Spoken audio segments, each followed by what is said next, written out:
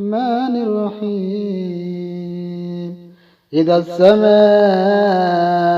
شقت وأذنت لربها وحقت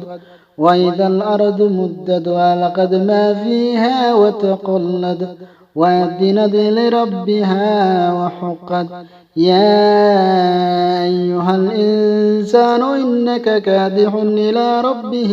كدحا فملاقيه فأما من أوتي كتابه بيمينه فسوف يحاسب حسابا يسيرا وينقلب إلى أهله مسرورا وأما من أوتي كتابه وراء ظهره فسوف يدعو زبورا ويصلى سعيرا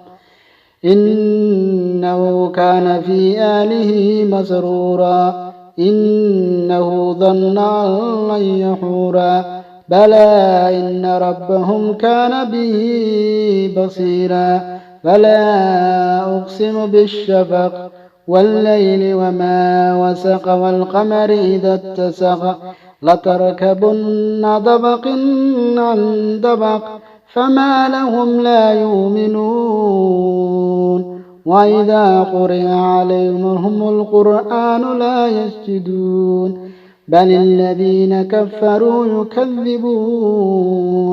والله أعلم بما يوعون فبشرهم بعذاب أليم إن الذين آمنوا وعملوا الصالحات لهم أجر غير